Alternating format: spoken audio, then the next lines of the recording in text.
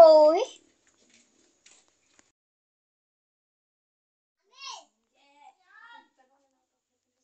Ate Sheena, bukas ka ba uwi si tita?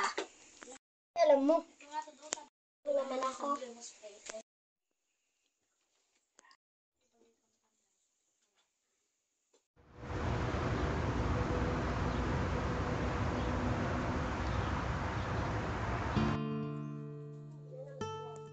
Ay, ang hirap naman pala ng buhay dito sa abroad, pero sana yung anak ko doon, mabuti lang yung lagay niya kay Ate Jackie. Kasi alam ko naman na manahal talaga siya na Ate Jackie. Pero para sa anak ko, gagawin ko kahit anong hirap.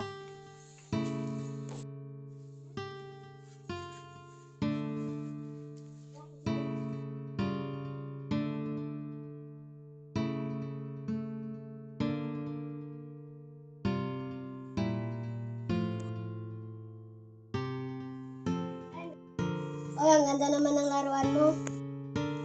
Huwag mo nga hawakan yan.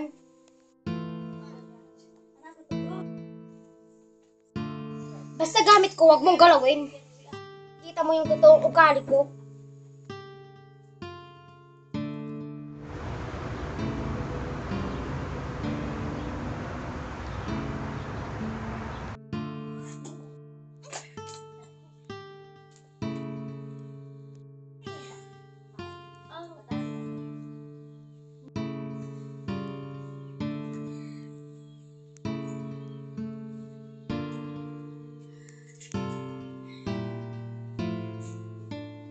Kung nandito pa si Arnold, hindi sana ako maging ganito ngayon.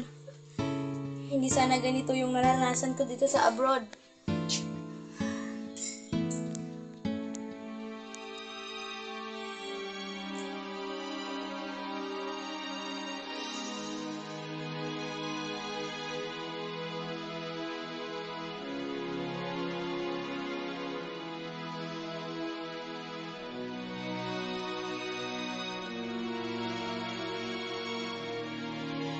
Saan yung pera ko dito? Halika nga. Ano po yung pera ko? Wala naman akong nakita ang pera eh. Makaangan ka pa. Ito yung naglinis ka rin na dito? Oo, pero wala akong nakikita ang pera. Halika ka, ibigay mo! Nakita. Grabe ka naman. Isusumbong kita kang nanay. Ganyan kami, hindi naman kami niruan ng nanay ko na ganyan eh. Bakit?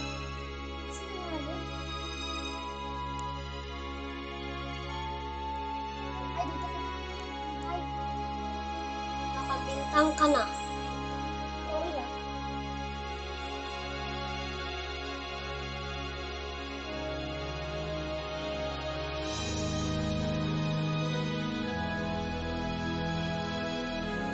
Ay, marami-rami namang mga basura dito. Ganda naman mga sapatos nito. Sayang naman kung itatapon lang, pero sa Pilipinas to. Ay nako, kahit nga mga butas na, sinusuot pa rin, pero dito, tinatapon lang nila. Ano kaya kung dadalhin ko to? Para masayaan naman si Lian pagbalik ko.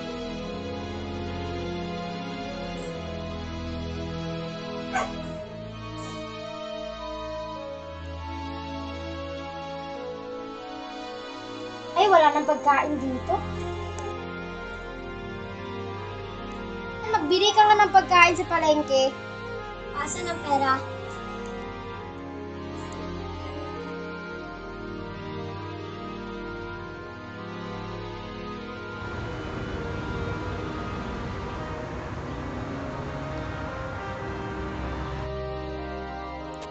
Yes. Dito sa basurahan, nakita ko kasi ang sayang-sayang, tapos itinatapon lang ng amo natin. Kasi akong college nangangailangan ng sapatos, tapos wala akong sapat na pera para ipangbili sa kanya. Kaya ito, meron akong nakita dito iniligpit ko para ibibigay ko sa kanya pag-uwi. Mo ba alam na pinagbabawal ang basura dito sa bahay? Ano? Hindi naman ito basura ha. Ayan, para sa kanila dito. Iligpit ko to kasi kailangan ng anak ko to.